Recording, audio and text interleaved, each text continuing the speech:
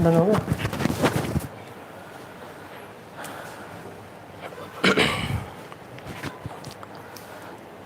Good evening my students and my dear friends, स्वागत है आप सभी का। भारत का भूगोल की जो क्लास है शाम को 4 से 5 बजे, कल भी आप लोगों को नोटिस करवाया गया था, आपके पास नोटिफिकेशन भी भेजा गया है, अभी थोड़ी देर पहले भी लिंक आपके पास आया है। अमित चौधरी जी आपका स्वागत है, राम राम। केशु काव्या जी गुड आफ्टरनून, स्वागत है आपका। सभी अपने साथियों को ये लिंक जो अभी आपके पास सेंड किया गया है उस लिंक को शेयर करें, क्लास में ज़्यादा से ज़्यादा स्टूडेंटों को इसमें जोड़ें।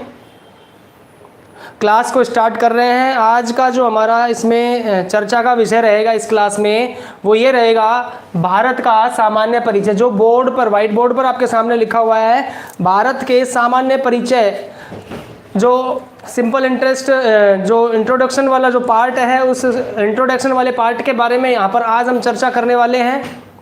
फटाफट अपने साथियों को जोड़ें, फटाफट लिंक शेयर करें क्लास का, क्लास को आगे रन कर सके हम। बी ए लर्नर जी hello, good evening, good evening, welcome.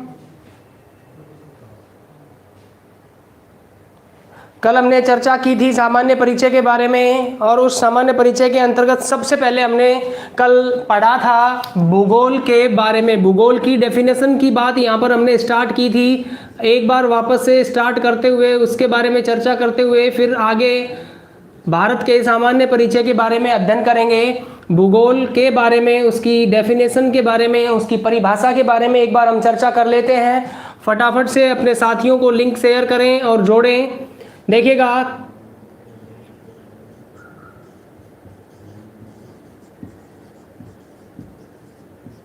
Geography, ये जो शब्द बोर्ड पर लिखा हुआ है, ये शब्द, इस भूगोल शब्द का अंग्रेजी पर्यायवाची माना जाता है। अंग्रेजी पर्यायवाची ज्योग्राफी जो है भूगोल शब्द का, यहाँ इस शब्द की उत्पत्ति की बात करें, इस शब्द के उपयोग की बात करें, तो यहाँ इस शब्द का सर्वप्रथम प्रयोग जो है वो किसके द्वारा किया गया? इरेटोस्थेनीज के द्वारा।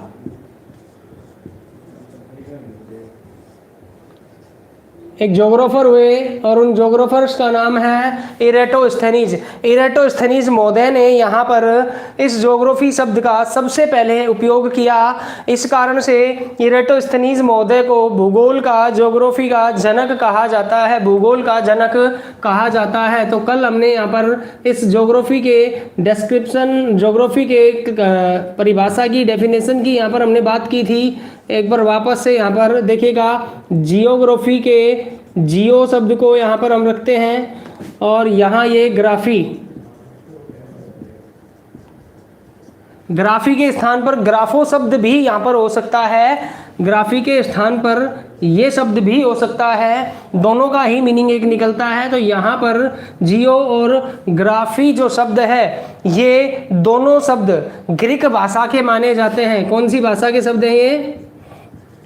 ग्रीक, यूनानी भाषा के शब्द हैं, और इस ग्रीक भाषा से ये दोनों शब्द आए हैं, और दोनों मिलकर के फिर किसका निर्माण करते हैं? ज्योग्राफी का निर्माण करते हैं। जियो का मीनिंग यहाँ पर अर्थ, और ग्राफी का मतलब यहाँ पर डिस्क्रिप्शन।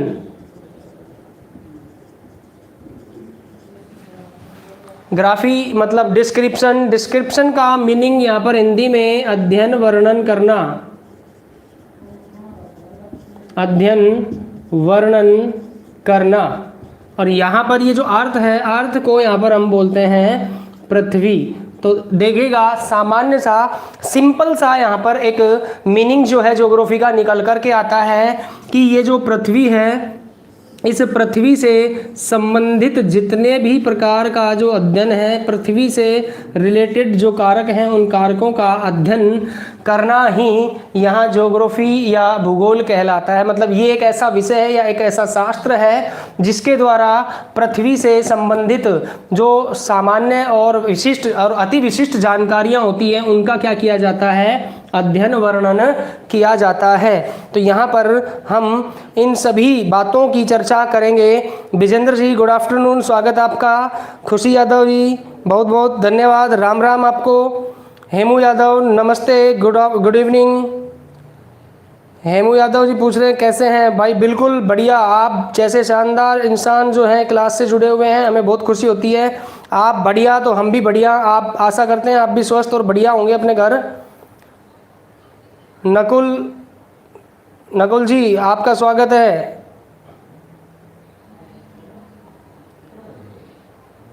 अमित जी पूछ रहे हैं सर एक तारीख से लगेगी कोचिंग। देखते हैं भाई क्या होता है, गवर्नमेंट के जो ऑर्डर होंगे उस हिसाब से कोचिंग को रन किया जाएगा। अगर अप्रूवल मिलती है कोचिंग स्टार्ट करने की तो डेफिनेटली अपन ऑफलाइन क्लास भी स्टार्ट कर देंगे, ऑनलाइन क्लास के साथ साथ ऑनलाइन क्लास रेगुलर जारी रहेगी। चलिए फटाफट से अपने साथियों को जोड़ें क्लास में। Very good.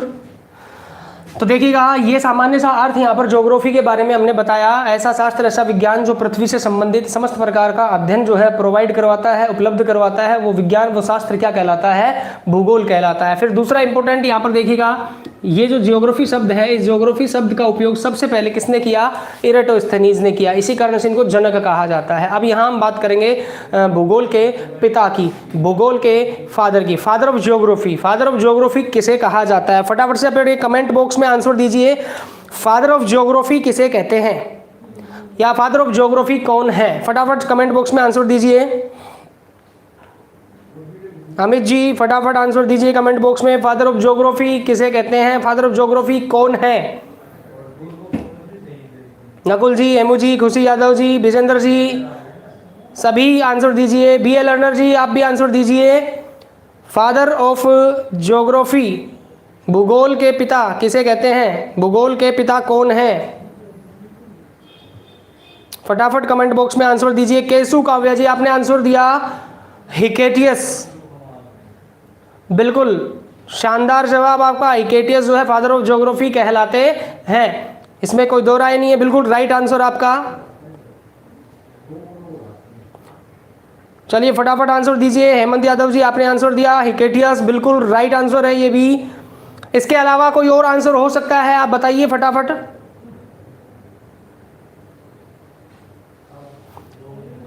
हेमंत जी और केशु काव्या जी आपने आंसर दिया हिकेटियस, बिल्कुल सही। देखिएगा हम यहाँ पर बात करेंगे फादर ऑफ ज्योग्राफी की, और फादर ऑफ ज्योग्राफी जो है यहाँ पर कितने माने जाते हैं? 4 फादर ऑफ ज्योग्राफी माने जाते हैं। किस तरह से 4 फादर ऑफ ज्योग्राफी माने जाते हैं? कौन कौन से 4 फादर ऑफ ज्योग्राफी हैं यहाँ पर, उनकी बात हम फटाफट से कर लेते हैं। किसी ने आंसर दिया? और हेमंत जी राम राम, बहुत बहुत धन्यवाद आपका क्लास से जुड़ने के लिए। चलिएगा अभी हम बात करते हैं फादर ऑफ ज्योग्राफी की, और फादर ऑफ ज्योग्राफी जो है वो कितने हैं? 4। देखिएगा बात करें इरेटोस्थेनीज की, ज़्यादा गहराई में नहीं जाते हुए फटाफट से जो फैक्चुअल क्वेश्चन है यहाँ हमारे एग्जाम में बनते हैं, उन फैक्चुअल क्वेश्चंस के बारे में चर्चा करते हैं। इरेटोस्थेनीज जो है यहाँ इनको भी फादर ऑफ ज्योग्राफी के नाम से जाना जाता है। फादर ऑफ ज्योग्राफी या भूगोल के जनक के नाम से जाना जाता है। जनक इनको इसलिए कहते हैं क्योंकि ज्योग्राफी शब्द का उपयोग इन्होंने किया। और फादर ऑफ ज्योग्राफी इनको इसलिए कहते हैं, देखिएगा इरेटोस्थेनीज महोदय जो है इन्होंने एक पुस्तक की रचना की और उस पुस्तक का नाम है ज्योग्राफिया। ज्योग्राफिया नाम से एक पुस्तक की रचना इन्होंने यहाँ पर की, और इस पुस्तक के अंतर्गत इन्होंने जो होल ज्योग्राफी है उस ज्योग्राफी के बारे में यहाँ पर विस्तार पूर्वक वर्णन किया। भूगोल के बारे में विस्तारित अध्ययन यहाँ पर इन्होंने प्रस्तुत किया।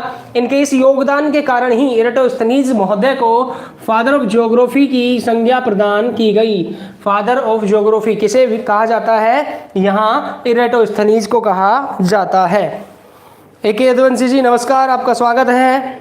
थोड़ा लेट हो गए आप, कोई बात नहीं, 4 बजे क्लास स्टार्ट हो जाती है, आप जुड़े रहें क्लास से।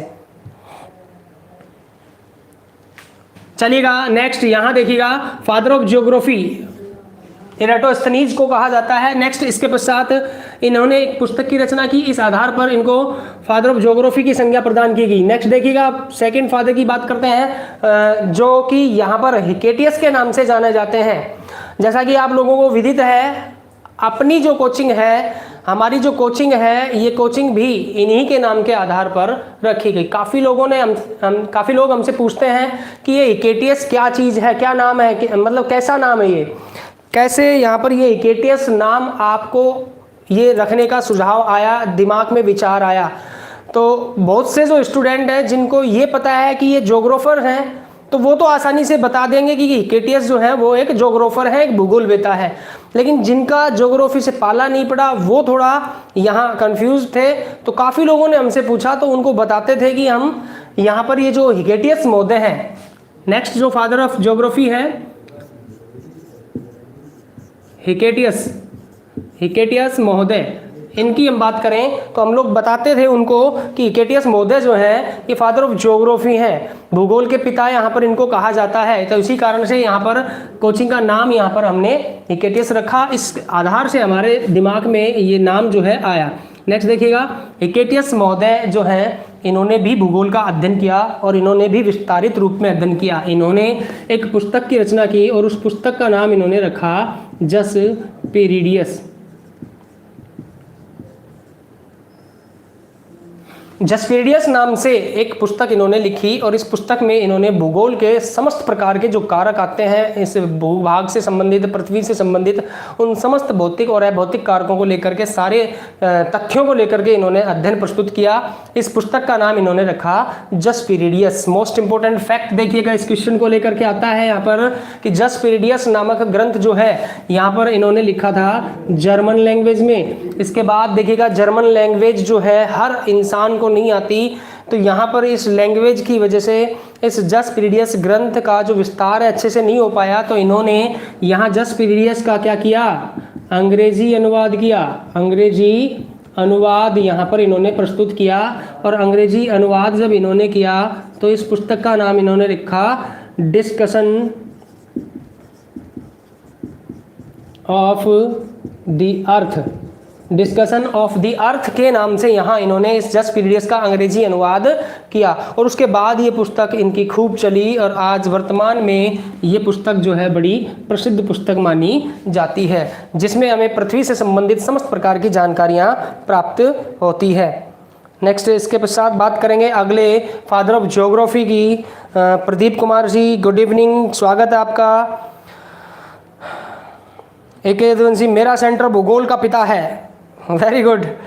हेमंत यादव, राइट। अमित चौधरी, बिल्कुल भाई जी, बिल्कुल। आप सभी लोग इसी तरह से लगे रहें, अपनी स्टडी को जारी रखिएगा। नेक्स्ट देखिएगा, अभी हम बात करने वाले हैं थर्ड फादर ऑफ ज्योग्राफी की। इन्हें भी यहाँ पर भूगोल का पिता कहा जाता है। देखिएगा यहाँ पर जो अगले जो फादर ऑफ ज्योग्राफी है उनका नाम है Alexander von Humboldt. Alexander von Humboldt के नाम से यहाँ इनको जाना जाता है। अलेक्जेंडर वॉन हम्बोल्ट जो है ये भी फादर ऑफ ज्योग्राफी के नाम से जाने जाते हैं।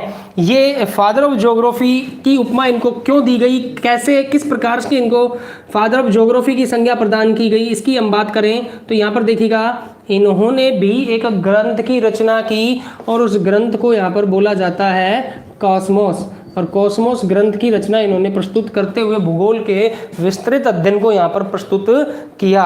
तो इसी आधार पर इनकी इस पुस्तक के द्वारा इनका जो योगदान दिया गया भूगोल के विकास के लिए, उस कार्य को देखते हुए अलेक्जेंडर वॉन हम्बोल्ट को भी यहाँ भूगोल के पिता की उपाधि प्रदान की गई।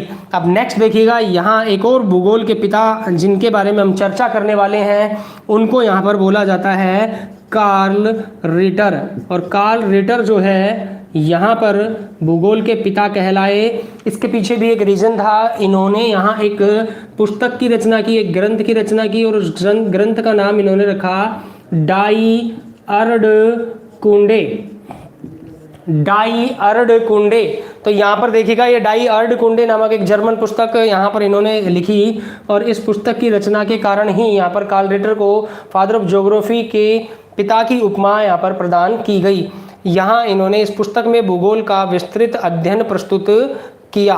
तो यहाँ देखिएगा 4 फादर ऑफ ज्योग्राफी आपके सामने जिनके नाम लिखे हुए हैं, ये चारों ही भूगोल के पिता कहलाते हैं। अब माइनर सा एक अंतर इनमें देखिएगा क्या होता है, यहाँ पहला और दूसरा जो इरेटोस्थनीज और हिकेटियस महोदय हैं, ये प्राचीनतम भूगोलवेताओं में शामिल हैं, प्राचीनतम में। और ये अलेक्जेंडर और कार्ल रिटर जो महोदय हैं, ये दोनों भूगोलवेता आधुनिकतम भूगोलवेताओं में शामिल है। ये इन चारों भूगोलवेताओं में अंतर है, ये दोनों प्राचीनतम भूगोलवेता कहलाते हैं, ये दोनों आधुनिकतम भूगोलवेता के नाम से जाने जाते हैं। तो यहाँ पर अभी भी देखिएगा आंसर दिए जा रहे हैं। द हिकेटियस एकेडमी, बैरोड, हेमंत यादव जी बोल रहे हैं। केशव काव्या जी आपने जो अलेक्जेंडर वॉन हम्बोल्ट है उनकी पुस्तक का नाम लिखा, वेरी गुड। आपने बताया कॉस्मोस, बहुत ही शानदार जवाब आपने दिया। कॉस्मोस जो है यहाँ अलेक्जेंडर वॉन हम्बोल्ट की पुस्तक का नाम माना जाता है। यहाँ देखिएगा आधुनिकतम मतलब मॉडर्न ज्योग्राफर में शामिल होते हैं ये, और ये एंशिएंट ज्योग्राफर मतलब प्राचीनतम ज्योग्राफर्स के अंतर्गत शामिल होते हैं। तो यहाँ पर हमने चर्चा की अभी फादर ऑफ ज्योग्राफी की और भूगोल की एक परिभाषा के बारे में। जनरल इंट्रोडक्शन हो गया भूगोल के बारे में। अब हम बात करते हैं भारत के सामान्य परिचय को लेकर के, और भारत के सामान्य परिचय में आज हम स्टार्ट कर रहे हैं यहाँ पर उसकी आकृति को लेकर के, उसकी अवस्थिति को लेकर के, और उसके बाद विस्तार, क्षेत्रफल और सीमा रेखाओं को लेकर के विस्तार से यहाँ पर चर्चा करेंगे। इसका स्क्रीनशॉट आप लेना चाहें तो ले लीजिए। बाद में हम बात कर रहे हैं यहाँ पर अब भारत के सामान्य परिचय में उसकी अवस्थिति की, उसकी लोकेशन की।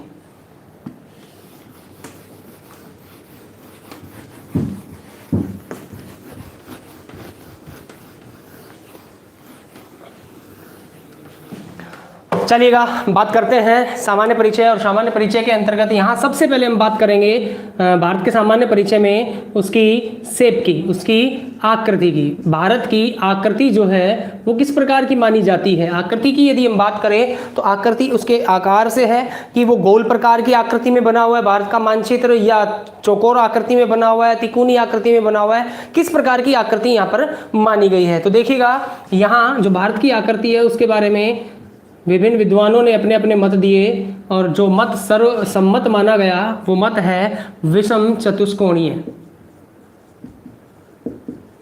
विषम चतुष्कोणीय आकार, या इसको यहाँ पर पतंगाकार के नाम से भी संबोधित करते हैं। तो भारत की आकृति को लेकर के जो सवाल बनता है उसका आंसर होगा विषम चतुष्कोणीय प्रकार की आकृति या पतंगाकार प्रकार की आकृति का यहाँ भारत को माना गया है। मोस्ट इंपोर्टेंट देखिएगा, अभी एक सवाल मैं आपसे पूछता हूँ, उस सवाल का आप कमेंट बॉक्स में आंसर दीजिएगा, आंसर शेयर कीजिएगा कमेंट बॉक्स में। मिंटू मेहता, गुड इवनिंग, स्वागत आपका। चलिएगा सवाल मैं पूछता हूँ। सवाल ये है कि भारत जो है उस भारत को हमने विषम चतुष्कोणीय प्रकार की आकृति का माना, पतंगाकार माना। तो यहाँ पर देखिएगा सवाल क्या है कि भारत को इस आकृति का बताने वाले विद्वान कौन थे, किसके द्वारा यह प्रमाणित किया गया या किसके द्वारा यह बताया गया कि भारत जो है विषम चतुष्कोणीय आकृति का है। फटाफट से कमेंट बॉक्स में आंसर दीजिए। वेरी गुड, फटाफट से कमेंट बॉक्स में आंसर शेयर कीजिए। भारत को विषम चतुष्कोणीय आकृति का बताने वाले भूगोलवेता का नाम।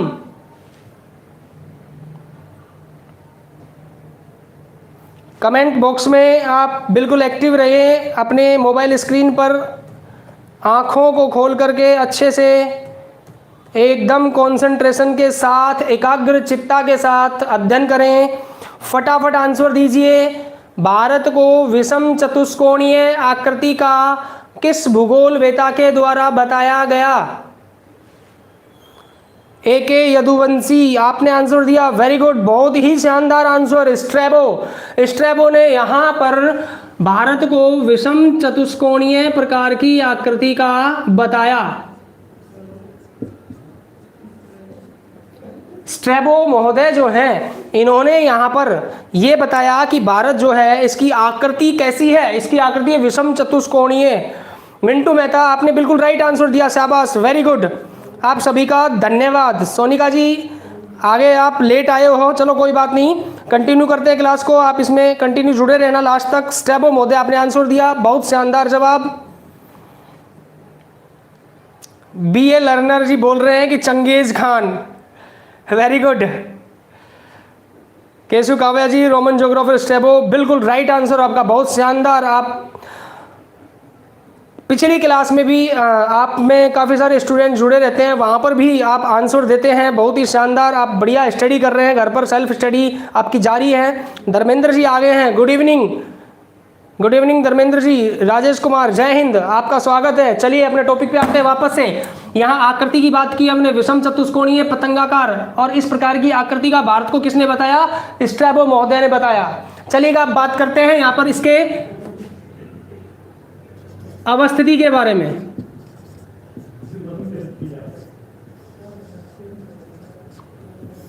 अवस्थिति की बात करें, लोकेशन की बात करें कि भारत जो है विश्व मानचित्र में या ग्लोब पर कहाँ, कौन से गोलार्ध में, कैसी स्थिति में, कहाँ पर कैसे स्थित है, तो इसकी बात करें तो देखिएगा आकृति के अवस्थिति के आधार पर यहाँ हम बताएंगे भारत जो है ये विश्व गोलार्धीय स्थिति के अनुसार या ग्लोब के अनुसार या फिर कहें मानचित्र के अनुसार उत्तर पूर्वी गोलार्ध में, कौन से गोलार्ध में? उत्तर पूर्वी गोलार्ध में स्थित है। ये इसका राइट आंसर होगा। अवस्थिति जो है भारत की मानी जाती है उत्तर पूर्वी गोलार्ध। तो यहां पर देखिएगा एक रेखा चित्र के माध्यम से हम समझते हैं।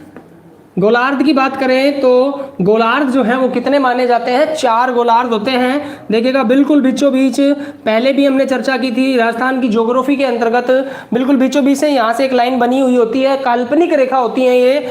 यहाँ पर इस लाइन को बोलते हैं 0 डिग्री देशांतर, और इस 0 डिग्री देशांतर के द्वारा इस भूभाग को, इस पृथ्वी को यहाँ पर 2 पार्ट में बांटा गया। ये वाला भाग, इधर वाला जो हिस्सा है ये पूर्वी गोलार्ध कहलाया, ये वाला हिस्सा जो है ये पश्चिमी गोलार्ध कहलाया। ये यहाँ पर कौन सा भाग बन गया? पूर्वी गोलार्ध। और ये वाला हिस्सा कौन सा बन गया? पश्चिमी गोलार्ध। 2 गोलार्ध हो गए। इसके बाद देखिएगा यहाँ बिल्कुल बीचों बीच से एक और लाइन यहाँ गुजर रही है, और इस लाइन को यहाँ पर हम बोलते हैं 0 डिग्री भूमध्य रेखा, 0 डिग्री अक्षांश रेखा, या इसको यहाँ पर बोलते हैं विषुवत रेखा। तो इन नामों से इसको जाना जाता है। और इस लाइन के माध्यम से भी, इस लाइन के द्वारा भी इस भूभाग को 2 भागों में बांटा जाता है। उत्तर की तरफ, ऊपर की तरफ वाला हिस्सा उत्तरी गोलार्ध, दक्षिण की तरफ वाला हिस्सा दक्षिणी गोलार्ध। तो यहाँ पर ये हिस्सा कौन सा हो गया? उत्तरी गोलार्ध, और ये हिस्सा कौन सा हो गया यहाँ पर? दक्षिणी गोलार्ध। तो गोलार्ध कितने हो गए? टोटल 4 गोलार्ध हो गए। और देखिएगा अब यहाँ पर ये जो आकृति आपको यहाँ दिखाई दे रही है, ये आकृति इंडिकेट कर रही है भारत को। ये क्या है? भारत है। भारत जो है यहाँ स्थित है। तो अब आसानी से हम बता सकते हैं कि भारत जो है उसकी अवस्थिति ग्लोब मानचित्र या गोलार्धीय दृष्टिकोण के आधार पर कौन से गोलार्ध में आती है। तो यहाँ पर देखिएगा ये वाला भाग जो है उत्तरी गोलार्ध का भी है, और इधर से ये वाला भाग यहाँ पर पूर्वी गोलार्ध का। तो यहाँ आंसर क्या हो जाएगा? उत्तरी पूर्वी गोलार्ध। तो यहाँ राइट आंसर हो जाएगा भारत की अवस्थिति जो है उत्तरी पूर्वी गोलार्ध में स्थित है। चलिएगा नेक्स्ट, अब हम बात करते हैं यहाँ भारत के सामान्य परिचय के अंतर्गत उसके विस्तार की, एक्सटेंट की बात करते हैं, फैलाव की बात करते हैं। तो फैलाव के अंतर्गत देखें, यहाँ सबसे पहले जो विस्तार के बारे में बात करेंगे वो 3 तरीकों से ही करेंगे। जिस प्रकार से हमने राजस्थान के एक्सटेंट के बारे में बात की थी और राजस्थान का विस्तार जिस प्रकार से पढ़ा था, उसी तरह से 3 प्रकार से यहाँ इसका विस्तार हम पढ़ेंगे। देखिएगा इस विस्तार को हम अध्ययन करेंगे एक तो इसकी भारत की लंबाई और चौड़ाई के आधार पर, दूसरा भारत की जो विस्तारीय स्थिति है उसके बारे में हम बात करेंगे इसके अंतिम बिंदुओं के आधार पर कि भारत की जो भूमि है वो कहाँ खत्म हो रही है, उसके बाद भारत की भूमि है या नहीं है, उस बिंदुओं के आधार पर। और तीसरा प्रकार जो है वो है अक्षांश और देशांतरीय रेखाओं के आधार पर कि कितने अक्षांश से कितने अक्षांश तक, कितने देशांतर से कितने देशांतर तक भारत जो है वो फैला हुआ है। चलिएगा यहाँ हम एक रेखा चित्र के माध्यम से चर्चा करेंगे इसके विस्तार को लेकर के।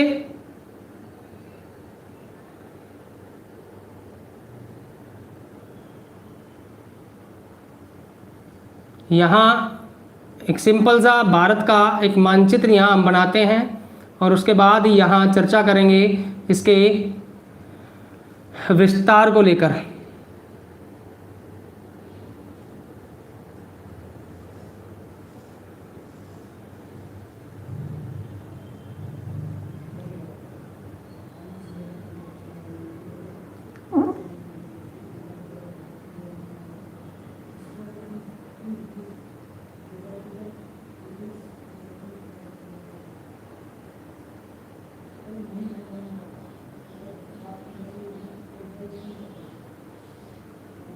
देखिएगा ये जो बिंदु है बिल्कुल ये इसका उत्तरी बिंदु यहाँ से स्टार्ट हो जाता है, बिल्कुल उत्तर में यहाँ ये एक बिंदु बनाया हमने, बिल्कुल दक्षिण में ये एक बिंदु बनाया यहाँ पर हमने, और इसी तरह से एक बिंदु यहाँ पर इधर इसके पश्चिम में बना दिया और एक बिंदु यहाँ पर इसके पूर्व में बना दिया। ये 4 बिंदु हमने नोट कर लिए इसमें मैप में। देखिएगा यहाँ से ये एक लाइन बिल्कुल बीचों बीच हमने ऐसे दोनों बिंदुओं को जोड़ते हुए बनाई। इसके बाद एक लाइन इसी तरह से इन दोनों पश्चिमी और पूर्वी बिंदुओं को जोड़ने के लिए बना दी। तो इस तरह से यहाँ पर देखिएगा ये उत्तरी, दक्षिणी, पूर्वी और पश्चिमी बिंदु हमारे सामने है। सबसे पहले हम बात करेंगे भारत के विस्तार को लेकर के, उसकी लंबाई चौड़ाई के आधार पर इसका विस्तार, कि भारत जो है उत्तर से दक्षिण कितने किलोमीटर फैला हुआ है और पश्चिम से पूर्व कितने किलोमीटर फैला हुआ है। तो फटाफट से अपने कमेंट बॉक्स में शेयर करें कि भारत की उत्तर से दक्षिण लंबाई कितनी मानी जाती है। फटाफट कमेंट बॉक्स में शेयर करें भारत की उत्तर से दक्षिण लंबाई। वेरी गुड राजेश कुमार जी, आप बता रहे हैं इंद्राकोल उत्तरी बिंदु। तो देखिएगा यहाँ पर अभी हम चर्चा करेंगे उन बिंदुओं की। आपने बिल्कुल राइट आंसर दिया है, उत्तरी बिंदु जो है इंद्राकोल के नाम से जाना जाता है। बहुत शानदार जवाब यहाँ पर आंसर आ रहे हैं। देखिएगा सोनिका आपने बताया 3214 kilometre. Very good Rajesh Kumar ji, यहाँ गलत आंसर हो गया, कोई बात नहीं, टाइपिंग मिस्टेक हो गई होगी आपसे, कोई दिक्कत नहीं है। 3214 किलोमीटर का केशु काव्या जी आपने आंसर दिया, बिल्कुल सही आंसर। 3214 किलोमीटर जो है यहाँ राइट आंसर है इसका। तो यहाँ देखें ये जो बिंदु है ये नॉर्थ पॉइंट है, उत्तरी बिंदु ये साउथ पॉइंट है, दक्षिणी बिंदु। यहाँ से और यहाँ तक की जो लंबाई है भारत की वो मानी जाती है 3214 किलोमीटर। 3214 किलोमीटर यहाँ उत्तरी और दक्षिणी बिंदुओं के बीच की अंतराल जो है या दूरी जो है मानी जाती है। एक यदुवंशी जी, बोर्ड साफ करने से पहले बिल्कुल आप स्क्रीनशॉट ले सकते हैं, इसमें आपके लिए कोई मनाही नहीं है, पूरा मैं आपको समय दूंगा स्क्रीनशॉट लेने के लिए। चलिएगा फटाफट से अभी हम बात कर रहे हैं लंबाई और चौड़ाई के आधार पर भारत के विस्तार की। पश्चिमी बिंदु और पूर्वी बिंदुओं के बीच की दूरी बताइए फटाफट से। पश्चिमी और पूर्वी बिंदुओं के बीच की दूरी, बिल्कुल इजी सवाल है, आप लोगों ने काफ़ी बार पढ़ा है ये। वेरी गुड, शाबाश राजेश कुमार जी, 2933 किलोमीटर, बहुत शानदार, उम्दा तरीके से खेल रहे हैं आप।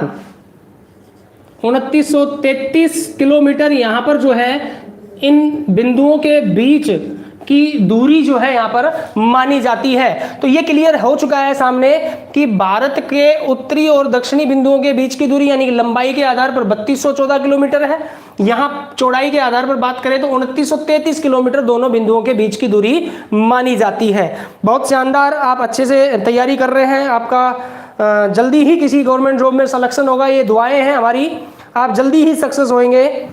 सभी को अग्रिम शुभकामनाएं अपनी गवर्नमेंट जॉब के लिए, आप सभी के लिए हम प्रार्थना करेंगे प्रभु से, मेहनत करे जाओ आप, आपकी मेहनत रंग लाएगी। बहुत ही शानदार। चलिएगा अब हम बात करेंगे अवस्थिति के अंतर्गत ही, सॉरी विस्तार के अंतर्गत ही सेकंड टाइप की, कि दूसरा प्रकार जो है विस्तार का वो कैसा है, कौन सा है। तो यहां देखिएगा हम यहां विस्तार के अंतर्गत अंतिम बिंदुओं को लेकर के चर्चा करेंगे। अंतिम बिंदु मतलब ऐसा स्थान, उस स्थान के बाद भारत की भूमि का विस्तार समाप्त हो जाता है, या तो कोई सागरीय क्षेत्र प्रारंभ हो जाता है या फिर कोई देश प्रारंभ हो जाता है। तो यहां उन्हीं बिंदुओं के आधार पर हम चर्चा करेंगे।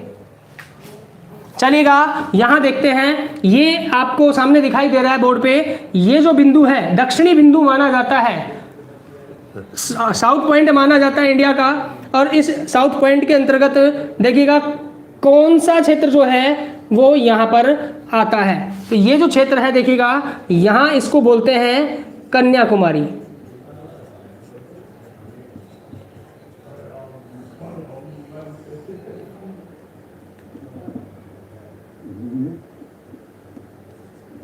देखिएगा यहाँ ये जो दक्षिणी बिंदु है भारत का, जो बिल्कुल नॉर्थ ईस्ट पॉइंट आपको दिखाई दे रहा है, नॉर्थ पॉइंट आपको दिखाई दे रहा है, ये सॉरी साउथ पॉइंट आपको दिखाई दे रहा है, ये साउथ पॉइंट जो है यहाँ पर क्या कहलाता है, कन्याकुमारी कहलाता है। और ये कन्याकुमारी जो है वो कौन से स्टेट में है, इसकी बात करें तो यहाँ पर ये कन्याकुमारी जो है तमिलनाडु के अंतर्गत स्थित माना जाता है। ये भारत का अंतिम दक्षिणी बिंदु माना जाता है। क्या माना जाता है, अंतिम दक्षिणी बिंदु। आप आंसर दे रहे हैं बिल्कुल सही, कन्याकुमारी। अमित चौधरी जी आपने जवाब दिया, बहुत शानदार जवाब है आपका। परमेश जी इंदिरा पॉइंट की भी बात कर रहे हैं अभी जस्ट, इसके बाद तुरंत इंदिरा पॉइंट पर चलते हैं। अभी आप थोड़ा सा धैर्य बनाए रखें। कन्याकुमारी तमिलनाडु में स्थित है और ये भारत का दक्षिणी बिंदु माना जाता है। अब देखिएगा कन्याकुमारी जो है, इस कन्याकुमारी को अन्य नामों से भी जाना जाता है। यहाँ एग्जाम में कई बार एग्जामिनर वो दूसरे नाम जो है उनका उपयोग कर लेता है। फॉर एग्जाम्पल मैं आपको बताऊं, कैप कोमोरिन के नाम से भी यहाँ पर इसको जाना जाता है, या कुमारी अंतरीप के नाम से भी संबोधित किया जाता है। तो वो शब्द अगर एग्जाम में आ जाते हैं तो हम थोड़ा कंफ्यूज हो जाते हैं वहाँ पर, तो कंफ्यूज होने की आवश्यकता नहीं है। यहाँ पर कन्याकुमारी के ही अन्य नाम हैं। एक नाम जो है देखिएगा कैप कोमोरिन, और दूसरा जो नाम है कन्याकुमारी के कुमारी अंतरीप के नाम से जाना जाता है। कुमारी अंतरीप, कैप कोमोरिन और कुमारी अंतरीप के नाम से यहाँ पर जाना जाता है। किसको, कन्याकुमारी को, जो तमिलनाडु स्टेट के अंतर्गत स्थित है, भारत का दक्षिणी बिंदु माना जाता है, अंतिम दक्षिणी बिंदु। इस बिंदु के बाद भारत की जो मुख्य भूमि है उस मुख्य भूमि का विस्तार समाप्त। इसके बाद भारत की जो द्वीपीय क्षेत्रीय स्थिति है या द्वीपीय जो भूभाग है वो फैले हुए हैं। मुख्य भूमि की बात करेंगे तो कन्याकुमारी तक इसका विस्तार माना जाता है। नेक्स्ट चलिएगा, अगला जो इंपॉर्टेंट क्वेश्चन है एग्जाम की दृष्टि से बहुत ही महत्वपूर्ण प्रश्न। यहाँ देखिएगा, ये डॉट डॉट करके मैं नीचे एक लाइन लेके आ रहा हूँ और यहाँ से ये एक अक्षांश रेखा गुजरती है इस तरह से, ये अक्षांश रेखा, और ये जो अक्षांश रेखा है ये है 6 डिग्री 4 मिनट की, 6 डिग्री 4 मिनट उत्तरी अक्षांश रेखा। और यहाँ इस 6 डिग्री 4 मिनट उत्तरी अक्षांश के ऊपर एक छोटा द्वीपीय क्षेत्र यहाँ पर स्थित है, और इस द्वीपीय क्षेत्र, इस पॉइंट को, ये जो इस द्वीप के अंतर्गत यहाँ ये जो बिंदु आपको दिखाई दे रहा है, अभी देखिएगा ये बिंदु आपको दिखाई देगा, ब्लू कलर का स्पॉट मैंने बनाया है, देखिए ब्लू कलर का बिंदु, यहाँ पर ये जो बिंदु आपको दिखाई दे रहा है, इस बिंदु को यहाँ पर बोलते हैं इंदिरा पॉइंट। इंदिरा पॉइंट के नाम से यहाँ इसको जाना जाता है। अभी रमेश जी आप बता रहे थे, परमेश जी आप बता रहे थे इंदिरा पॉइंट, तो लीजिए इंदिरा पॉइंट की चर्चा हम कर रहे हैं। ये जो इंदिरा पॉइंट है ये हिंद महासागर में स्थित भारत की भूमि का अंतिमतम दक्षिणी बिंदु माना जाता है, दक्षिणतम बिंदु जिसको हम कहेंगे। देखिएगा दक्षिणी बिंदुओं को लेकर के सवाल गड़बड़ हो सकता है। सवाल में अगर दक्षिणतम शब्द आए तो आंसर क्या देना होगा आपको, इंदिरा पॉइंट देना होगा, और दक्षिणी बिंदु अगर आए शब्द तो सवाल में, तो यहाँ आंसर क्या देंगे आप, कुमारी अंतरीप या कैप कोमोरिन या कन्याकुमारी। दक्षिणतम शब्द आए तो यहाँ पर इंदिरा पॉइंट का नाम आप वहाँ पर सेलेक्ट करेंगे। तो यहाँ ये इंदिरा पॉइंट जो है बिल्कुल दक्षिणी बिंदु यहाँ माना जाता है। अब देखिएगा ये इंदिरा पॉइंट है, इस इंदिरा पॉइंट को भी अन्य नामों से भी जाना जाता है। यहाँ पर भी वही कन्याकुमारी वाला कन्फ्यूजन, अनेक नाम है इसके भी यहाँ, और वो अन्य नाम भी हमें याद करने हैं। तो फटाफट से अपने कमेंट बॉक्स में इंदिरा पॉइंट के अन्य नाम जो हैं, निक नेम जो हैं, वो फटाफट से टाइप करें। इंदिरा पॉइंट के अन्य नाम, बी ए लर्नर। सर मुझे तो कुछ नहीं आता, बिल्कुल आपको सब कुछ आता है। प्रयास करें, आप क्लास अटेंड करें, रेगुलर क्लास अटेंड करेंगे तो ज्योग्राफी और ज्योग्राफी की जी जो है आपकी बहुत शानदार हो जाएगी। रामगोपाल वर्मा जी धन्यवाद आपका, बहुत बहुत धन्यवाद। अभी थोड़ी देर बाद संजय लीला बलसानी भी आने वाले हैं। ज्योग्राफी के चर्चे दूर दूर तक होने लग गए हैं बच्चों। चलिए फटाफट से आप चलिए टॉपिक पे आइए अपना। इंदिरा पॉइंट का नाम पूछ रहा हूं मैं, इंदिरा पॉइंट के अन्य नाम जो हैं वो क्या है? वेरी गुड, बहुत शानदार जवाब दिए आपने। पिग्मेलियन पॉइंट के नाम से, लार्सन पॉइंट के नाम से, पार्सन पॉइंट के नाम से, बहुत ही शानदार जवाब। बिल्कुल बिल्कुल बिल्कुल, लार्सन, पार्सन और पिग्मेलियन और ला हिचिंग पॉइंट। देखिएगा मैं यहाँ पर मेंशन कर रहा हूँ ऊपर, ये जो नंबरिंग डाल करके मैं नाम लिख रहा हूँ, ये तीनों चारों नाम जो हैं ये किसके हैं? इंदिरा पॉइंट के हैं। देखिएगा लार्सन पॉइंट के नाम से जाना जाता है इसको,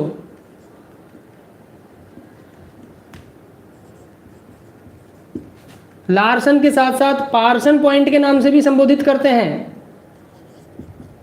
ला हिचिंग पॉइंट के नाम से भी संबोधित किया जाता है, और पिग्मेलियन पॉइंट भी इसको कहा जाता है। इन नामों से भी यहां पर जो इंदिरा जो पॉइंट है, इस इंदिरा पॉइंट को जाना जाता है। तो ये हो गए यहाँ पर अपना भारत के दक्षिणतम बिंदु की बात, और ये यहाँ पर भारत के दक्षिणी बिंदु की बात। ये कन्याकुमारी तमिलनाडु में है। इंदिरा पॉइंट जो है अंडमान निकोबार द्वीप समूह के बिल्कुल दक्षिणी द्वीप के अंतर्गत स्थित माना जाता है। तो अब बात करेंगे यहाँ पर भारत के उत्तरी बिंदु को लेकर के। तो यहाँ देखिएगा भारत का बिल्कुल उत्तरी बिंदु, यहाँ शीर्ष पर हिमालय पर्वत श्रृंखला को पार करके उत्तर की तरफ यहाँ अंतिम जो भूभाग है, इस अंतिम भूभाग, अंतिम बिंदु को यहाँ पर बोला जाता है इंदिरा कोल। क्या कहते हैं? इंदिरा कोल के नाम से जाना जाता है। ये जो इंदिरा कोल है, इस इंदिरा कोल की बात करें तो ये इंदिरा कोल जो है भारत का अंतिम उत्तरी बिंदु माना गया है। देखिएगा एक प्रश्न यहाँ पर आता है इंपॉर्टेंट, यहाँ इंदिरा पॉइंट जो है इसका नामकरण किसके नाम के आधार पर किया गया? और इधर इंदिरा कोल, ये भी इंदिरा के नाम से है, इसका नामकरण इंदिरा कोल किसके नाम के आधार पर किया गया? दो बहुत ही शानदार और बेहतरीन सवाल है यहाँ पर।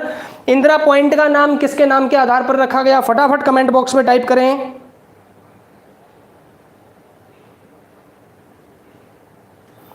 और इंदिरा कोल का नामकरण इंदिरा कोल क्यों रखा गया? फटाफट कमेंट बॉक्स में टाइप करें। राजेश जी आप बता रहे हैं इंदिरा गांधी, किसके लिए बता रहे हैं इंदिरा गांधी? इंदिरा कोल के लिए या इंदिरा पॉइंट के लिए? राजेश जी आपने इंदिरा गांधी नाम बताया, ये इंदिरा कोल के लिए बताया आपने या इंदिरा पॉइंट के लिए? फटाफट से बताएं।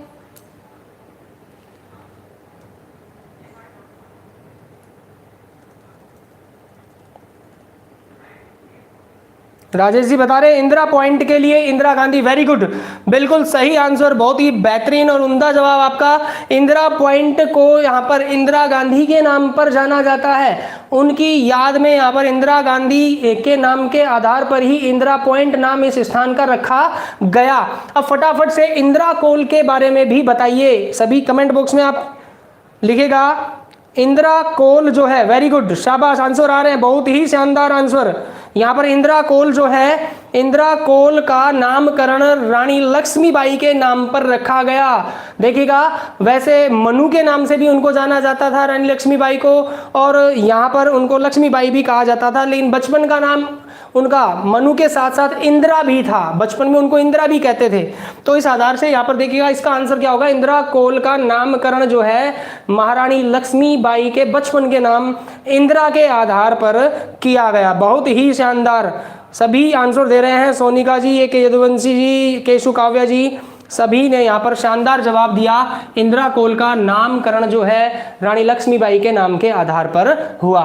चलिएगा, दक्षिणी बिंदु हो गया, दक्षिणतम बिंदु हो गया, उत्तरतम जो उत्तरी बिंदु है वो बिंदु हो गया। अब बात करेंगे यहाँ पर बचे हुए दो बिंदुओं की, भारत के पश्चिमी बिंदु की और भारत के पूर्वी बिंदु की। पश्चिमी और पूर्वी बिंदु की यदि हम बात करें तो यहाँ देखिएगा ये जो बिंदु है पश्चिमी बिंदु, इस पश्चिमी बिंदु को यहां पर बोला जाता है सरक्रीक। गुजरात के नाम से जाना जाता है। सरक्रीक गुजरात। सरक्रीक गुजरात जो है ये एक स्थान है, एक दलदली क्षेत्र है जो गुजरात के बिल्कुल अंतिम पश्चिमी क्षेत्र में स्थित है और यहाँ पर ये सरक्रीक अंतिम बिंदु यहाँ माना जाता है। तो यहाँ पर सरक्रीक गुजरात जो है ये इसका अंतिम बिंदु, अंतिम पश्चिमी बिंदु माना जाता है। नेक्स्ट इसके पश्चात देखिएगा, बात कर रहे हैं यहाँ पर पूर्वी बिंदु की। तो यहाँ ये जो बिंदु है इस बिंदु को यहाँ पूर्वी बिंदु के रूप में, और इसका नाम जो है ये यहाँ पर क्या है देखिएगा, वांगलू ओब्लिक वालांगू। ये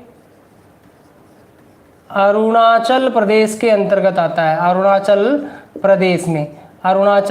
प्रदेश में स्थित है, जो कि यहाँ भारत का अंतिम पूर्वी बिंदु माना जाता है। वेरी गुड, बिल्कुल सही आंसर। यहाँ देखिएगा वांगलू और वालांगू अरुणाचल प्रदेश में भारत का अंतिम पूर्वी बिंदु माना जाता है। सरक्रीक गुजरात जो है ये भारत का अंतिम पश्चिमी बिंदु माना जाता है। तो यहाँ पर अभी हमने भारत के विस्तार के बारे में, इनके अंतिम बिंदुओं को लेकर के चर्चा की। ये सभी जो है अंतिम बिंदु इसके माने जाते हैं, उत्तरी, दक्षिणी, पूर्वी और पश्चिमी बिंदु। और इंदिरा पॉइंट जो है यहाँ पर दक्षिणतम बिंदु माना जाता है।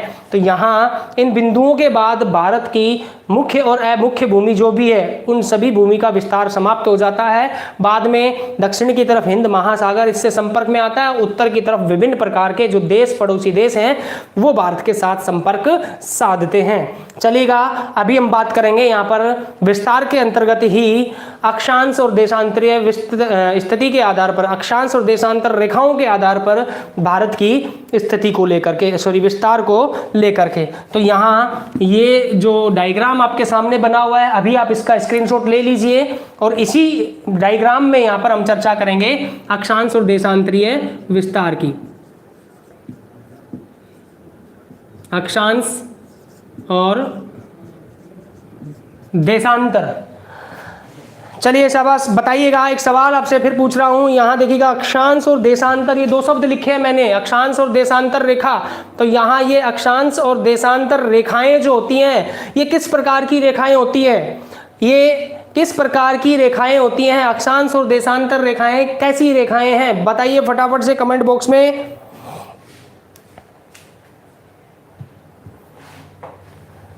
फटाफट से अक्षांश और देशांतर रेखाएं किस प्रकार की रेखाएं मानी जाती हैं, किस प्रकार की रेखाएं हैं, फटाफट बताइए। वेरी गुड, एक जी आपने आंसर दिया, काल्पनिक रेखाएं, बहुत बढ़िया, सभी लोगों ने आंसर दिया। संगीता जी स्वागत है आपका, आपने आंसर दिया काल्पनिक रेखा, बहुत शानदार जवाब। काल्पनिक रेखाएं ये कहलाती हैं, इट मीन्स इमेजिनरी लाइन है, ये कहीं पर आपको बनी हुई दिखाई नहीं देंगी। ऐसा नहीं है कि धरातल पर चलते समय आपको 10 डिग्री की अक्षांश रेखा दिख रही है या 20 डिग्री की अक्षांश रेखा दिख रही है, ऐसा नहीं है। ये रेखाएं आपको केवल और केवल ग्लोब या मानचित्र पर ही दिखाई देंगी। तो यहाँ पर ये जो अक्षांश रेखाएं, देशांतर रेखाएं होती हैं, इमेजिनरी लाइन होती हैं, काल्पनिक रेखाएं होती हैं, और मैप मानचित्र के अंतर्गत, ग्लोब के अंतर्गत ये आपको ब्लू लाइन के रूप में बनी हुई दिखाई देंगी। तो देखिएगा, अभी हम बात कर लेते हैं सामान्य सी परिभाषा को लेकर के अक्षांश और देशांतर रेखा को। अक्षांश देशांतर रेखा का अपना एक टॉपिक होगा, वो अलग से यहाँ आपको करवाया जाएगा, और उस दौरान अक्षांश और देशांतर रेखाओं के बारे में विस्तार से चर्चा करेंगे कि कितनी अक्षांश रेखाएं होती हैं, कितनी देशांतर रेखाएं होती हैं, और ये इनकी जो दिशाएं हैं अक्षांश देशांतर की किस तरह से बनी हुई है, कैसे इनका कहाँ उपयोग किया जाता है, और साथ ही साथ इनका प्रभाव जो है वो प्रभाव क्या है, अक्षांश देशांतर रेखाएं जो है क्या अपना प्रभाव रखती हैं, क्या इनका महत्व है, इनकी जो स्टडी हम करेंगे अक्षांश और देशांतर की कंपैरेटिव स्टडी जो है वहाँ पर हम करेंगे। अभी फिलहाल जो है अक्षांश देशांतर रेखाएं जो है इनकी सामान्य सी परिभाषा की बात कर लेते हैं।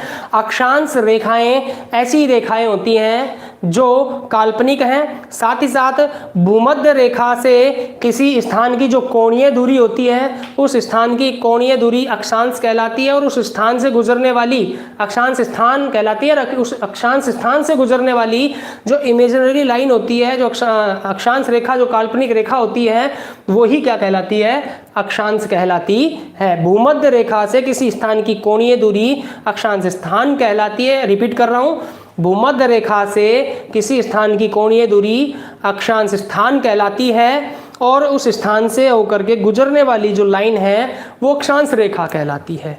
अब इसी तरह से देशांतर की परिभाषा की बात कर ले, सिंपल है, बिल्कुल बिल्कुल सिंपल। यहाँ पर देखिएगा, ये मान लीजिए देशांतर रेखा है, और इस देशांतर रेखा के दोनों तरफ से अनेक देशांतर रेखाएं बनी हुई हैं। तो देशांतर रेखा से किसी स्थान की कोणीय दूरी, उस स्थान को क्या कहते हैं, देशांतर स्थान कहते हैं, और उस स्थान से गुजरने वाली रेखा जो है वो क्या कहलाती है, देशांतर रेखा के नाम से जानी जाती है। तो यहाँ सिर्फ अभी हम डेफिनेशन की बात करेंगे।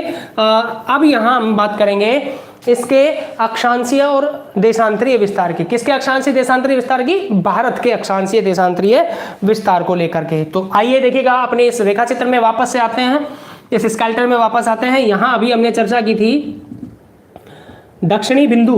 दक्षिणी बिंदु कौन सा है, कन्याकुमारी। दक्षिणी बिंदु कन्याकुमारी जो है, यहाँ से हम चर्चा करते हैं। ये जो कन्याकुमारी वाला जो स्थान है ये स्थित है 8 डिग्री 4 मिनट उत्तरी अक्षांश पर, 8 डिग्री 4 मिनट उत्तरी अक्षांश पर स्थित माना जाता है।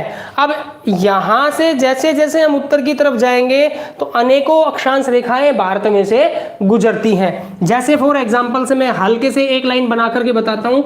8 डिग्री 4 मिनट के बाद 9 डिग्री 4 मिनट की, 9 डिग्री 4 मिनट के बाद 10 डिग्री 4 मिनट की। इस तरह से ये रेखाएं जो हैं बनी हुई होती हैं। तो अनेक अक्षांश रेखाएं जो हैं यहाँ भारत के बीच से होकर के गुजरती है। तो यहाँ पर इन अक्षांश रेखाओं की काउंटिंग की बात करें, भारत में कितनी अक्षांश रेखाएं हैं, भारत कितनी अक्षांश रेखाओं में फैला है, तो लगभग 30 अक्षांश रेखाओं में इसका जो आंसर होगा वो होगा कि यहाँ से 8 डिग्री से लेकर के और यहाँ उत्तरी बिंदु इंदिरा कोल तक कितनी अक्षांश रेखाएं हैं। भारत का जो विस्तार है उत्तर से दक्षिण कितनी अक्षांशों में है, तो 30 अक्षांश रेखाओं में यहाँ लगभग 30 अक्षांश रेखाएं जो है यहाँ बनी हुई होती है।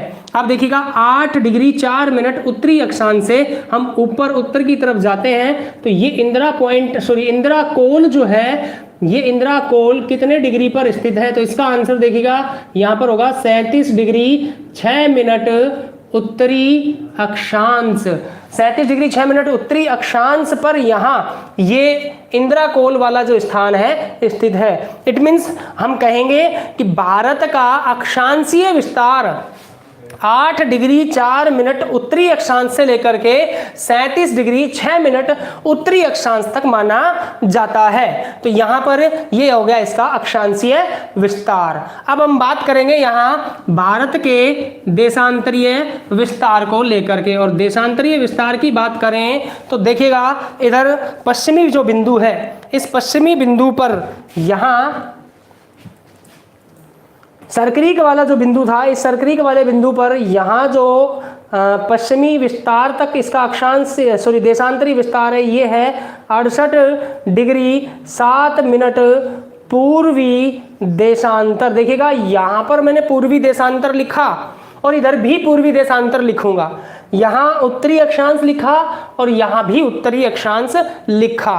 तो यहाँ उत्तरी अक्षांश वैसे तो देखा जाए तो ये जो बिंदु है भारत का दक्षिणी बिंदु है, लेकिन यहाँ पर मैंने उत्तरी अक्षांश क्यों लिखा, क्योंकि भारत का जो दक्षिणी भाग है वो भी उत्तरी गोलार्ध में शामिल होता है। इसी कारण से यहाँ पर उत्तरी अक्षांश, और इधर ये उत्तरी भाग है ये भी उत्तरी गोलार्ध में आता है, तो उत्तरी अक्षांश।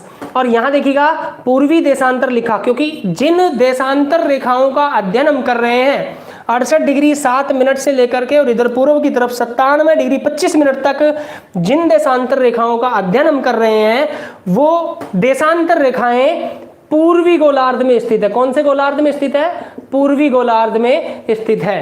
तो इस आधार से दोनों देशांतर रेखाओं के साथ दोनों ही स्थानों पर यहाँ पर पूर्वी देशांतर शब्द हम लगाएंगे। Is that clear? अब यहाँ पर देखिएगा 68 डिग्री 7 मिनट पूर्वी देशांतर से लेकर के, और यहाँ पर ये जो पूर्वी बिंदु है, इस पूर्वी बिंदु की बात करें तो 97 डिग्री 25 मिनट पूर्वी देशांतर, यहां तक इसका विस्तार भारत का माना जाता है।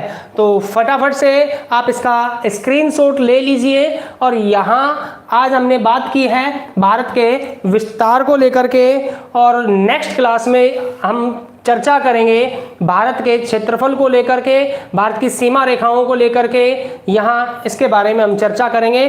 फटाफट से इसका स्क्रीनशॉट लीजिए और एक बार इसकी फिर रिवीजन मैं आपको करवा देता हूँ फटाफट से, और उसके बाद क्लास को विराम देता हूँ। चलेगा? फटाफट से स्क्रीनशॉट ले लीजिए। AK यदुवंशी जी, आप स्क्रीनशॉट लीजिए।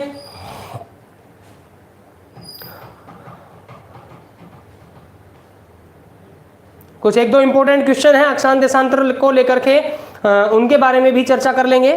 फटाफट से स्क्रीनशॉट लीजिए। राजेश जी, आपने बताया 68 डिग्री 7 मिनट पूर्वी देशांतर से 97 डिग्री 25 मिनट। बहुत शानदार उत्तर, बिल्कुल सही। चलिएगा, स्क्रीनशॉट लिया आपने। अब इसके बाद देखिएगा हम एक महत्वपूर्ण सवाल की बात कर रहे हैं। अभी थोड़ी देर पहले मैंने आप लोगों को बताया कि 8 डिग्री 4 मिनट से लेकर के 37 डिग्री 6 मिनट तक भारत के बीचों बीच से यहां से लगभग 30 अक्षांश रेखाएं गुजरती हैं, और उन 30 अक्षांश रेखाओं के आधार पर ही यहाँ भारत की जो जलवायु है वो निर्धारित होती है। तो अक्षांश रेखा किसका निर्धारण करने के लिए जिम्मेदार हुई? जलवायु, क्लाइमेट का निर्धारण करने के लिए जिम्मेदार मानी जाती है। ये एक इंपॉर्टेंट प्रश्न है। अब यहाँ हम बात करें देशांतर रेखाओं की, तो 68 डिग्री 60 मिनट से लेकर के 7 मिनट से लेकर के 97 डिग्री 25 मिनट पूर्वी देशांतर तक भारत में देशांतरीय विस्तार यहाँ पर है। और इन देशांतरीय रेखाओं की बात करें कि कितनी देशांतर रेखाएं भारत से होकर के गुजरती है, तो देशांतर रेखाएं भी लगभग 30 देशांतर रेखाएं ही यहाँ पर भारत से होकर के गुजरती है। तो यहाँ ये देशांतर रेखाएं देखिएगा क्या कार्य करती है। जलवायु का निर्धारण तो जल अक्षांश रेखाएं कर रही हैं, और यहाँ पर ये जो देशांतर रेखाएं हैं, ये देशांतर रेखाएं समय का निर्धारण कर रही हैं, समय यानी कि टाइम का निर्धारण कर रही हैं।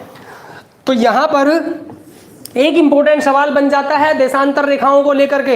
एक बात मैं आपको बता देता हूं, देखिएगा सूर्य जो है वो पूर्व में उदय होता है, और पूर्व से उदय होने के बाद जैसे जैसे हम पश्चिम की तरफ चलते चलेंगे वैसे वैसे उसकी किरणों का विस्तार होता आएगा, और फिर पश्चिमी बिंदु की अंतिम जो स्थिति है उस स्थिति 68 डिग्री 7 मिनट पर बिल्कुल अंतिम, बिल्कुल भारत की अंतिम बिंदु पर आकर पहुंचेगा। अब यहाँ पूर्वी बिंदु और पश्चिमी बिंदु के बीच में जो समय अंतराल है, उस समय अंतराल की बात करें तो समय अंतराल क्या होगा? आप लोगों ने पढ़ा होगा पहले भी। फटाफट से कमेंट बॉक्स में आंसर दीजिए। पूर्वी बिंदु और पश्चिमी बिंदु दोनों के बीच समय अंतराल, टाइम वेरिएशन कितना होगा? यदि सवाल मैं वापस रिपीट कर रहा हूं, थोड़ा सवाल देखिएगा कैसे है। पश्चिमी बिंदु वांगलू पर सूर्य उदय यदि 5 बजे होता है, पूर्वी बिंदु वांगलू पर यदि सूर्य उदय 5 बजे होता है, तो पश्चिमी बिंदु सरक्रीक पर सूर्य उदय कितने बजे होगा? फटाफट से आंसर दीजिए। यहां आंसर मैं लिखूंगा बोर्ड पर। वेरी गुड केशु काव्या जी, बहुत ही शानदार जवाब। परमीश 5:30 बजे, 5:30 पे होगा गुजरात में। परमीश जी देखिएगा 5:30 बजे, यदि हम यहाँ पर 5 बजे का टाइम लेते हैं और बाद में हम चलें तो यहाँ तक पहुँचने में 5:30 बजे से लेकर के और यहाँ तक पहुँचने में सूर्य की किरणों को 2 घंटे का समय लगेगा। अभी देखिएगा कैसे लगता है 2 घंटे का समय। अभी हमने बताया यहाँ पर देशांतर रेखाएं कितनी, लगभग 30 देशांतर रेखाएं जो है भारत से होकर के गुजरती है। और यहाँ पर ये एक देशांतर रेखा, ये दूसरी देशांतर रेखा, ये तीसरी देशांतर रेखा, ये चौथी देशांतर रेखा। फॉर एग्जाम्पल हम मान लेते हैं 4 देशांतर रेखाएं हैं। यहाँ से सूर्य की किरणें चलती हैं यहाँ से, और यहाँ पहुँचने में सूर्य की किरणों को 4 मिनट का समय लगता है। कितने मिनट का? 4 मिनट का समय। यहाँ से और यहाँ पहुँचने में वापस कितने मिनट का समय? 4 मिनट का। यहाँ से यहाँ पहुँचने में वापस कितने मिनट का समय? 4 मिनट का समय।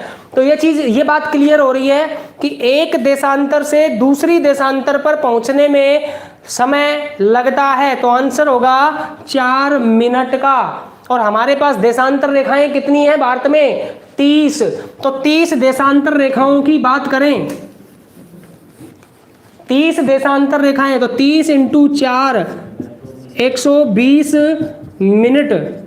120 मिनट का समय लगता है पूर्वी बिंदु से पश्चिमी बिंदु गुजरात तक पहुंचने में। 120 मिनट का समय। और 120 मिनट का जो समय लगा, अर्थात यहाँ पर जो आवर में टाइम कन्वर्ट करते हैं तो 2 घंटे का समय अंतराल यहाँ पर होगा। सवाल मैंने बोला था, यदि पूर्वी बिंदु वांगलू पर 5 बजे सूर्य उदय होता है तो पश्चिमी बिंदु पर सरक्रीक पर कितने बजे उदय होगा? आंसर आप लोगों ने दिया है कमेंट बॉक्स में। वेरी गुड, 5 + 2 = 7 बजे यहाँ पर उदय होगा। अमित चौधरी जी आपने सही जवाब दिया। केशु काव्य जी बहुत ही शानदार जवाब। राजेश जी हिस्ट्री की क्लास बिल्कुल होगी, थोड़ा सा समय के अभाव की वजह से, कुछ प्रॉब्लम्स की वजह से सर नहीं आ पा रहे हैं। जल्दी ही हम हिस्ट्री की क्लास का अरेंजमेंट आपकी करेंगे। हिस्ट्री की क्लास लग रही थी 2 दिन से 3 दिन से, थोड़ा डिस्टर्बेंस है, थोड़ी कुछ प्रॉब्लम की वजह से नहीं हो पा रही है क्लास। जल्दी ही यहाँ पर हम उस क्लास को स्टार्ट करेंगे। नरेंद्र सोनी जी स्वागत है आपका, धन्यवाद भाई साहब, बहुत बहुत धन्यवाद। देखिएगा तो यहाँ पर पूर्वी और पश्चिमी बिंदुओं के बीच वेरिएशन जो है वो कितना होगा? 2 घंटे का। तो पूर्वी बिंदु और पश्चिमी बिंदु के बीच समय अंतराल 2 घंटे का हुआ। सवाल के अकॉर्डिंग बात करें, वालांगू में 5 बजे सूर्य उदय होता है तो इधर 7 बजे होगा। देखिएगा आधे घंटे का वेरिएशन भी आता है, और आधे घंटे के वेरिएशन की बात करें तो वो आता है हमारे राजस्थान की देशांतरीय स्थिति को लेकर के। राजस्थान की देशांतरीय स्थिति को लेकर के आधे घंटे का वेरिएशन यहाँ पर आता है। राजस्थान के संदर्भ में यदि सवाल आए कि पूर्वी बिंदु और पश्चिमी बिंदु, राजस्थान के पूर्वी बिंदु और राजस्थान के पश्चिमी बिंदु के बीच समय अंतराल कितना होगा, तो वहां पर आधा घंटा समय अंतराल माना जाता है, क्योंकि वहां पर जो देशांतर रेखाएं हैं वो यहां से कम होती हैं। तो देखिएगा यहां आज हमने बात की विस्तार को लेकर के, भारत के विस्तार को लेकर के चर्चा की। कल हम सेम समय, सेम टाइम, सेम यहाँ इस लेक्चर स्टैंड पोडियम पर या इस केटीएस एकेडमी के प्रांगण, इस केटीएस एकेडमी के क्लासरूम में आपसे फिर से मुलाकात करेंगे। आप सभी का बहुत बहुत धन्यवाद। कंटिन्यू आप इसी तरह से जुड़े रहें और बहुत शानदार तरीके से आप स्टडी कर रहे हैं, बहुत शानदार तरीके से अध्ययन कर रहे हैं, उसके लिए आपका पुनः पुनः धन्यवाद। आप वापस से देखिएगा, इसका स्क्रीनशॉट लेना चाहें तो ले सकते हैं, ये आपके सामने है। इसके बाद मैं इसको रब कर दूंगा, इसको यहाँ से साफ कर दूंगा बोर्ड पे, फटाफट से इसका स्क्रीनशॉट ले लीजिए। और आज के लिए इतना ही काफ़ी। कल बात करेंगे भारत के क्षेत्रफल और भारत की सीमा रेखाओं को लेकर के, और कल इस टॉपिक को अपन पूरा कर लेंगे। नेक्स्ट फिर अगला टॉपिक लेकर के चलेंगे। आपका बहुत बहुत धन्यवाद, नमस्कार, गुड नाइट।